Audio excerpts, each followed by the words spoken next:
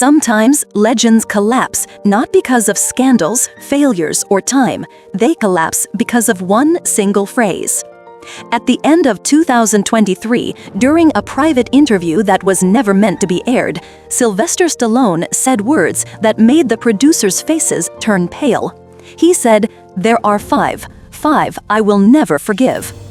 The recording lasted only 6 minutes. 5 names, 5 stories, 5 wars hidden behind the facade of Hollywood.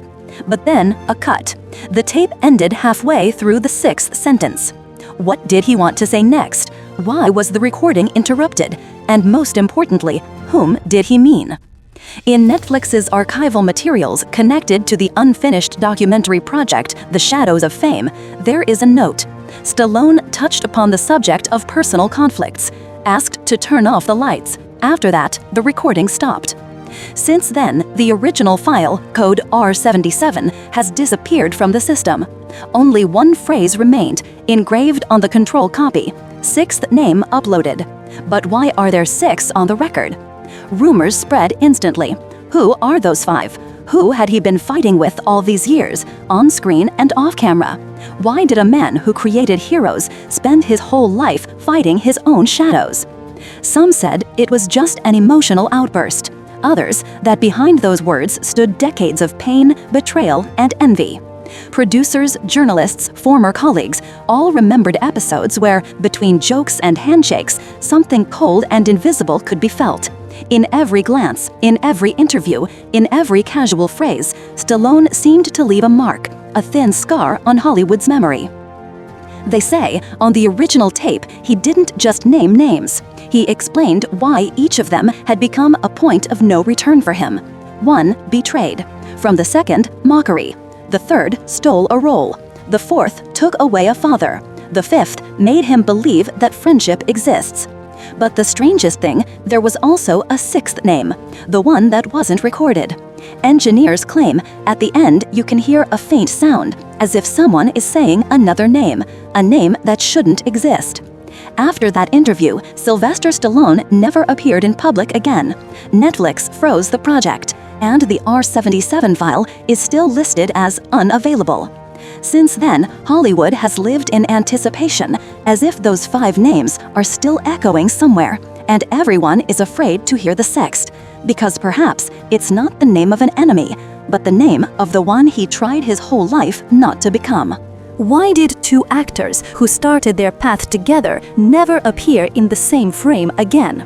Why, out of all Stallone's enemies, was Gere the first one he erased from his life forever? And what really happened that day on the set of the film that was supposed to be their ticket to Hollywood? Summer 1974. New York smells of gasoline and cheap leather jackets. On the set of The Lords of Flatbush, 2 young actors sit in an old convertible. One ambitious and angry, the other mocking and self-confident. The camera is being prepared for a take. The director shouts something into the megaphone, but tension is already growing between them, thick as cigarette smoke. Gere accidentally spills ketchup on Stallone's jacket. He laughs, jokes, but his laughter sounds not like an apology, like a challenge. A second later, a dull thud is heard. Filming stops. No one understands what happened, but after that scene, there would never again be friendship, movies, or smiles on camera between them. A week later, Gere is fired. The official reason, creative differences. Unofficially, too much ego for one set. Stallone gives no comments, doesn't answer calls. He simply writes a short phrase in his notebook, "The first who showed me who I was before." Since then, Richard Gere's name was not mentioned in his circle. When journalists tried to bring up the episode, Stallone's PR team would shut down the interview immediately. Those who knew Sly closely said that from that day he stopped trusting people who smiled too easily. There was something deeper in that conflict than just a quarrel. Perhaps Gere became a mirror in which Stallone saw for the first time an irritable and vulnerable man ready to defend his place in the world with his fists, because at that time he had no other tools. They say in Columbia Pictures archive there remains a tape, a short fragment accidentally filmed by a cameraman, where Gere sits in the car and looks directly into the camera. He doesn't say a word, but in his eyes there's a mix of fear and pity. That frame didn't make it into the film. It was cut out, and the original was hidden in storage under the label R77G. From that moment began Stallone's story, where every name is a wound and every memory smells of blood. Why do friends become enemies, precisely Kabanin, when it seems that everything has already been lived through? Why do the loudest alliances in Hollywood collapse not because of betrayal, but because of money, the very money that was supposed to be just a bonus for fame? And can you call friendship something that ends with a tweet to the whole world? Their story began beautifully. Two symbols of an era, Stallone and Willis. Strength and irony, sweat and a cold smirk. They opened restaurants together, interviewed each other, spoke on camera about male brotherhood and loyalty. Planet Hollywood was not just a business, but a manifesto, legends united by one idea. But the higher the legend rose, the deeper the crack beneath it grew. An internal letter surfaces on Millennium Films' server. Project The Expendables 3. Conflict between actors S. Stallone and B. Willis. Willis demands $4 million for 4 shooting days. Negotiations terminated. Role transferred to H. Ford. No one expected what would follow would be a blow below the belt. In August, a post appears on Twitter. Greedy and lazy, a perfect combination for failure. Signed at The Sly Stallone.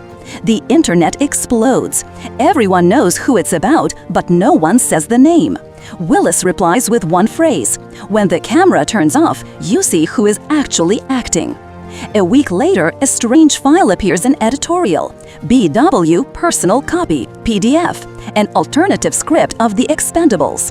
In it, the hero modeled on Sly kills his friend, saying, "I'm tired of waiting for you to shoot first."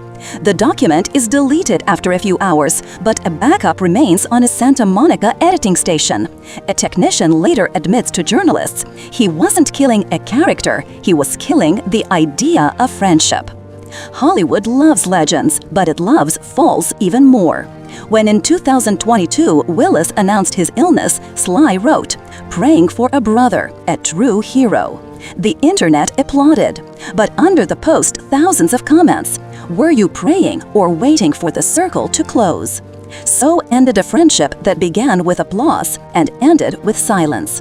And in the list of names Stallone keeps in his head, a new line appeared. BW, proof that even heroes can shoot in the back.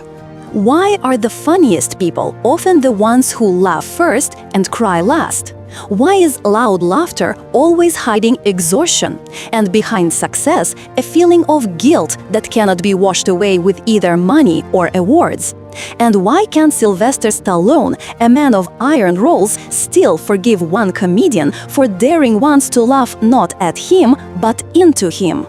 Beverly Hills Cop breaks all records. Eddie Murphy becomes the new face of the decade, bold, rich, invulnerable. His laughter is heard everywhere, in clubs, on talk shows, on the streets where fans catch his every word. And somewhere in the back row of the premiere, in the shadow of flashes and reporters, sits Stallone. He is silent, because he was the one who was supposed to play that role. According to the original script, Beverly Hills Cop was written for Sylvester Stallone. He worked on it for months, rewrote scenes, added drama, removed comedy. He saw in the hero a copy of himself, stubborn, principled, real. But the producers decided otherwise. They didn't want a steel gaze, they wanted infectious laughter, and Eddie gave them that laughter. When the film came out and became a hit, Stallone refused to watch it. He turned off the TV at the 40th minute when Murphy's hero, winking mockingly, said, "It's all just a show, baby." Sly later said in an interview, "That's when I realized Hollywood loves those who laugh at the rules more than those who write them." And yet their paths once crossed. In 1989, at a closed party after the Golden Globe ceremony, Eddie approached first. He joked, smiled, said that they had the same kind of fame, the invented one. Sly replied shortly, Laugh while you still don't know at what. The atmosphere froze. A few minutes later, someone heard a bottle crash behind the curtains. Later, Murphy would say in one podcast, "I realized Sly has no sense of humor, and he realized I have no sense of fear." But behind that phrase, there was more than just a joke. In the 1990s, at Universal Studios, a script appeared under the codename Shadow Laugh.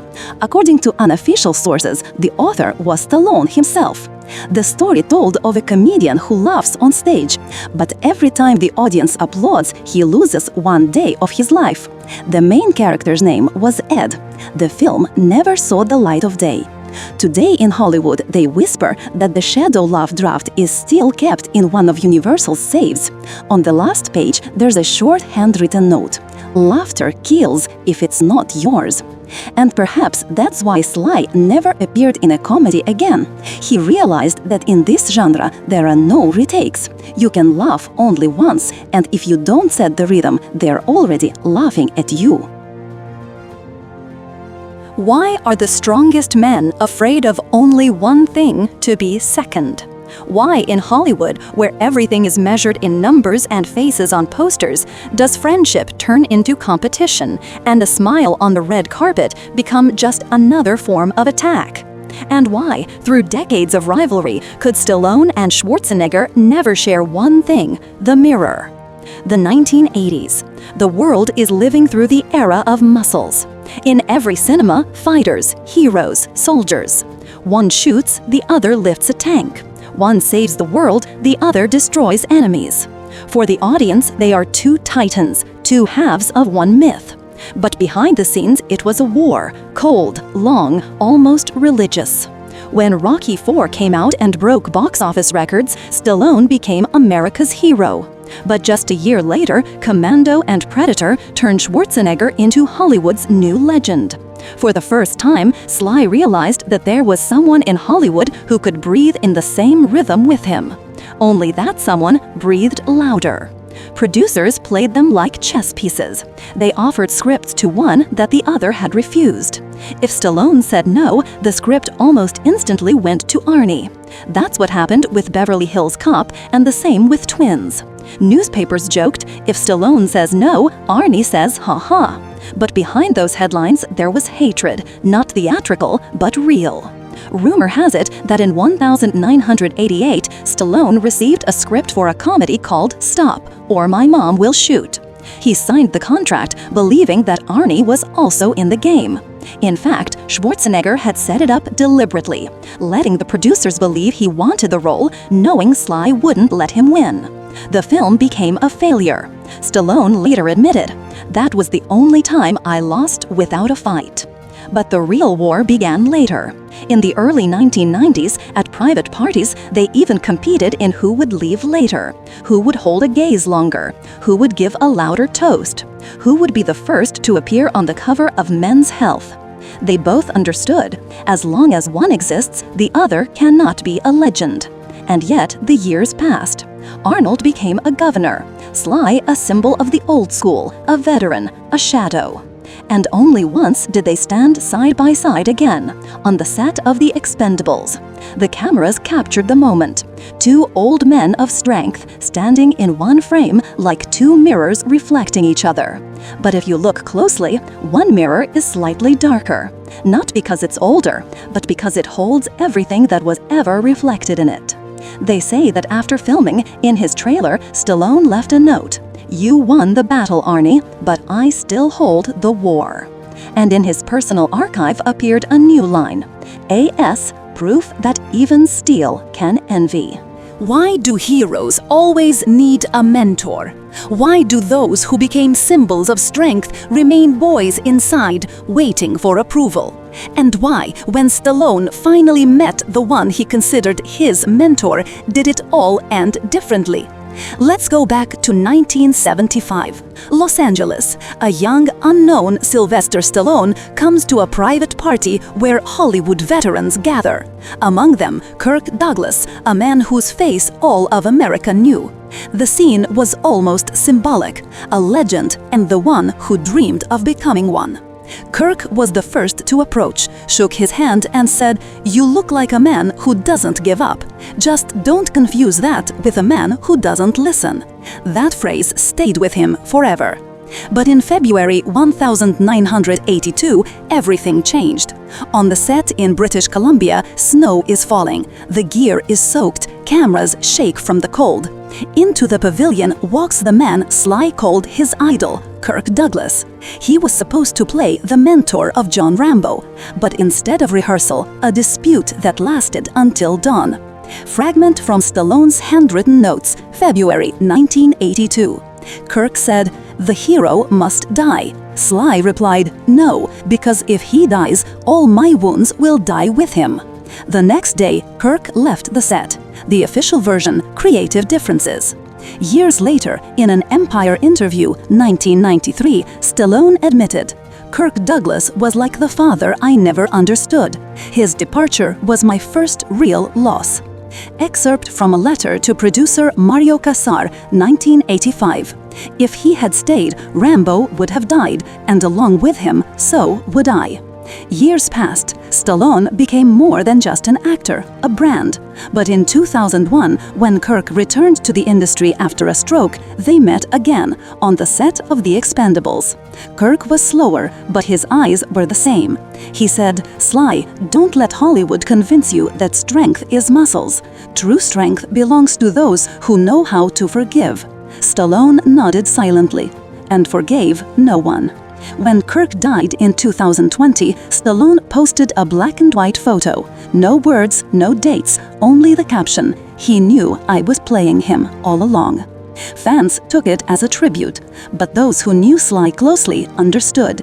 There was no gratitude in that phrase. There was confession. He wasn't just inspired by Kirk Douglas, he grew up in his shadow, step by step, turning another man's strength into his own myth.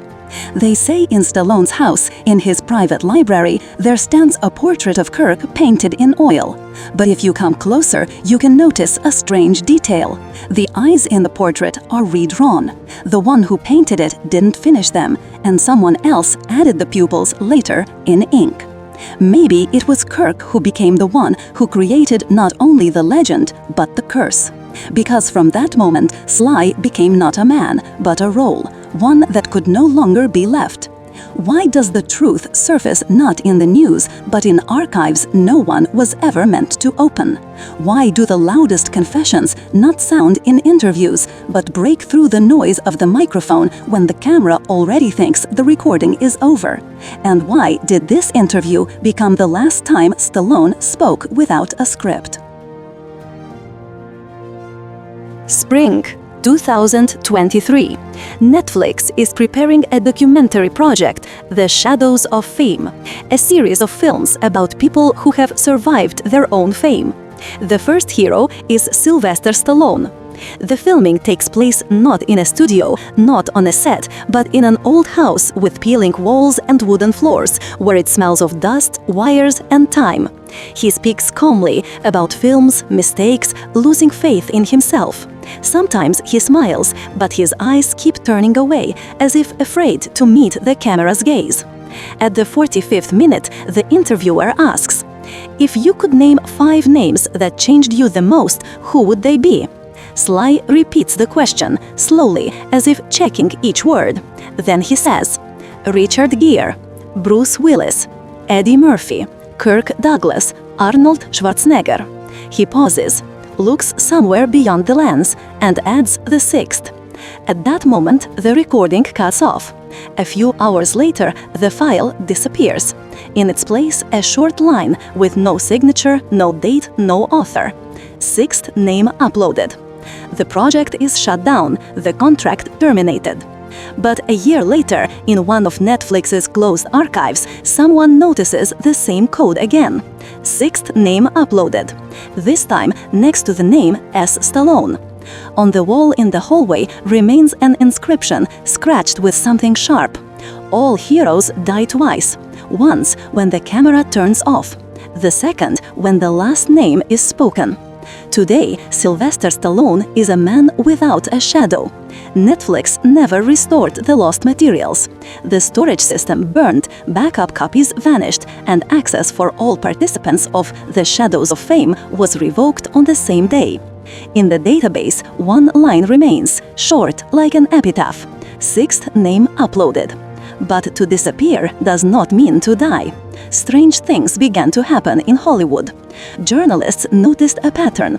Everyone whom Stallone had once openly called his enemies, one by one, disappeared from the public eye.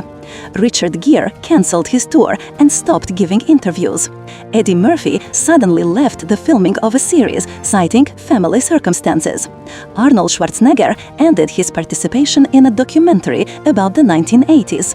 And the Paramount archive, where the R-77 tape was kept, was closed for reconstruction. Those who worked with Sly say, a few months before his disappearance, he was writing a new script. Codename R-77 Retribution. The document contained 5 male names, all real. And at the end, in the cast section, there was a 6th, TBA, to be awakened. No one ever saw the full text. But in Hollywood, they still whisper that the script wasn't fiction, that Stallone was collecting evidence, not of movies, but of court contracts, recorded conversations, fragments where the voices of famous actors sounded unnaturally, as if they were saying words they had never actually spoken. After that, the leaks began. Anonymous files with distorted voices, scraps of interviews, sounds resembling breathing before the camera. All 5 names appeared in those recordings: Gere, Willis, Murphy, Douglas, Schwarzenegger. But in every fragment, there was one more voice, barely audible, without tone, without intonation. A voice whispering only one thing: he didn't leave. Some say it was a projection created by Stallone himself, his last double, the one who would keep playing when the body grew tired. Others that it was something more, a collective shadow made of all his enemies, his grudges, his failures, and the roles he never got. A force he could no longer control. The system thought it used him, but maybe it was he who used the system to become what they feared to make him: eternal. Perhaps the 6th name is not him. Perhaps it is what remained after him. An algorithm, a memory, a copy that no longer waits for the command action. It's already filming on its own. They say that in the old Paramount archive, a red light blinks at night. No cameras, no people, only light, short and steady, like a pulse. And if you stand in the dark long enough, you can hear breathing. Slow, steady, almost human. And a voice. The same voice we've heard for decades, now without filters, without masks, without pathos. And who would you name as the 6th?